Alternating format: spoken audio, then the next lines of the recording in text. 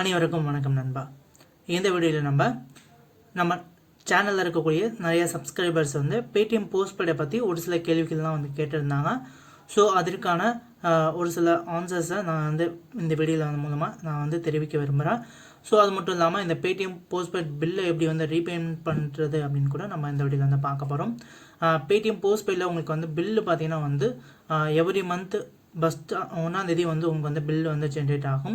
இப்போ ப்ரீவியஸ் மந்தில் எவ்வளோ அமௌண்ட் வந்து ஸ்பெண்ட் பண்ணியிருக்கீங்களோ, இப்போ வந்து டிசம்பர் மந்த் வந்து நடக்குது. நவம்பர் மந்தில் நான் எவ்வளோ அமௌண்ட் வந்து ஸ்பெண்ட் பண்ணணும், அந்த அமௌண்ட் எல்லாமே பார்த்தீங்கன்னா டிசம்பர் 1ஆம் தேதி வந்து பில் வந்து ஜென்ரேட் ஆகும். அந்த பில்லை பார்த்தீங்கன்னா வந்து டிசம்பர் 7க்குள்ளே நான் வந்து ரீபேமெண்ட் வந்து பண்ணிடணும். ஸோ அதை தான் இங்கே வந்து ஷோ பண்ணியிருக்காங்க.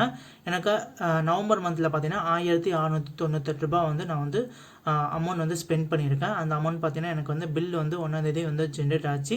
7ஆம் தேதிக்குள்ளே நான் வந்து பே பண்ணணும் அப்படின்னு எனக்கு வந்து இப்போதைக்கு வந்து நோட்டிஃபிகேஷன் வந்து வந்திருக்கு. ஸோ 7ஆம் தேதிக்குள்ளே நான் வந்து பே பண்ணாமல் விட்டேன் அப்படின்னா கண்டிப்பாக எனக்கு வந்து எக்ஸ்ட்ரா சார்ஜஸ் வந்து போடுவாங்க. எக்ஸ்ட்ரா இன்ட்ரெஸ்ட் ரேட் போட்டு எனக்கு வந்து அது மூலமாக எக்ஸ்ட்ரா சார்ஜஸ் வந்து போடுவாங்க. நம்ம கட்டுற அமௌண்ட்டை விட நம்ம அதிகமான அமௌண்ட் வந்து கட்ட வேண்டியதாக இருக்கும். ஸோ உங்களோட பேடிஎம் போஸ்ட்பெய்டு ஆப்ஷன் இருக்கும், போஸ்ட்பெய்டு லோன் அப்படின்னு இருக்கும். அதை கிளிக் பண்ணிங்க அப்படின்னா இந்த இடத்துல உங்களுக்கு வந்து போஸ்ட்பெய்ட் லோன் என்ன மெம்பர்ஷிப்பில் இருக்கீங்க அப்படிங்கிறத பாருங்கள். நான் வந்து டிலைட் மோடில் இருக்கேன். டிலைட் அந்த மெம்பர்ஷிப்பில் வந்து இருக்கேன். நீங்கள் வந்து ஸ்டார்டிங்கில் நீங்கள் ப்ரீமியமோ இல்லை வேறு ஏதாவது கூட இருக்கலாம். ஸோ அப்படி இருக்கிறப்ப உங்களுக்கு வந்து இந்த லிமிட் அமௌண்ட் வந்து ரொம்ப கம்மியாக வந்து இருக்கும். ஸோ டிலைட் மோடு வந்தீங்க அப்படின்னா அதுக்கு எடுத்த மாதிரி உங்களுக்கு வந்து அதிகமான அமௌண்ட் வந்து கொடுப்பாங்க. இப்போ என்கிட்ட டோட்டல் அவுட்ஸ்டாண்டிங் அமௌண்ட் பார்த்தீங்கன்னா நான் எவ்வளோ அமௌண்ட் பே பண்ணணும் அப்படின்னா 1698 ரூபா அமௌண்ட் வந்து நான் வந்து பே பண்ணணும். பில் ஃபேர் நவம்பர் அப்படின்னு இங்கேயே கொடுத்துருக்காங்க பாரு. Bill for November is due pay by the 7th December 2023 அப்படிங்கிறத கொடுத்துருக்காங்க. ஸோ 33,000 5000 லிமிட்டில் 33,000 தான் இப்போதைக்கு வந்து இருக்குது. நான் அதை கிளிக் பண்ணிவிட்டு நான் வந்து பேமெண்ட் வந்து பே பண்ணுறதுக்கு நான் வந்து கிளிக் பண்ணுறேன். இப்போ பார்த்தீங்கன்னா எனக்கு வந்து ஸ்க்ரீனில் உங்களுக்கு வந்து எதுவுமே வந்து தெரியாது. காரணம் பார்த்தீங்கன்னா இந்த செக்யூரிட்டி ரீசனுக்காக இதை வந்து போஸ்ட்பெய்ட்லேயே கொஞ்சம் இது பண்ணி வச்சுருப்பாங்க. ஓகேங்களா. இப்போ நான் வந்து ப்ரொசீட் டு பே அப்படின்னு வந்து கிளிக் பண்ணுறேன். ஸோ அந்த ப்ரொசீட் டு பே வந்து கிளிக் பண்ணுறப்ப எனக்கு வந்து எவ்வளோ அமௌண்ட் நான் வந்து பே பண்ணணும் அப்படிங்கிற எல்லா டீட்டெயிலும் வந்து ஷோ பண்ணியிருப்பாங்க. இப்போ பார்த்தீங்கன்னா இப்போ கிளிக் பண்ணுற பாருங்கள், ப்ரொசீட் டு பேயில் எனக்கு எவ்வளோ அவுட்ஸ்டாண்டிங் அமௌண்ட் இருக்குது, நவம்பர் மந்த்து எவ்வளோ ஸ்பெண்ட் பண்ணியிருக்கேன் அப்படிங்கிற சொல்லியிருக்காங்க. இந்த கன்வீனியன்ஸ் ஃபீஸ் பார்த்தீங்கன்னா எனக்கு வந்து ஃப்ரீ. ஏன்னா நான் வந்து டிலைட் அப்படிங்கிற மெம்பர்ஷிப்பில் இருக்கேன். நீங்கள் லோ மெம்பர்ஷிப்பில் இருந்தீங்க அப்படின்னா அந்த கன்வீனியன்ஸ் ஃபீஸ் வந்து கண்டிப்பாக உங்களுக்கு வந்து பிடிப்பாங்க.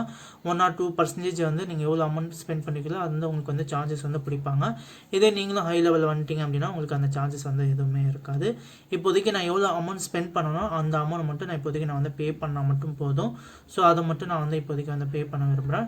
ஸோ இந்த இதில் கீழே பார்த்தீங்கன்னா ப்ரொசீட் டு பே அப்படின்னு இருக்குல்ல, ஜஸ்ட் அதை டேப் பண்ணுங்கள். டேப் பண்ணோன்னே பார்த்தீங்கன்னா உங்களோட பேங்கிங் இதெல்லாம் ஆப்ஷன்லாம் காமிக்கும். இப்போ இதில் ஸ்க்ரீன் ரெக்கார்டு வந்து பண்ண முடியல, என்னோட மன்னிச்சிக்கோங்க.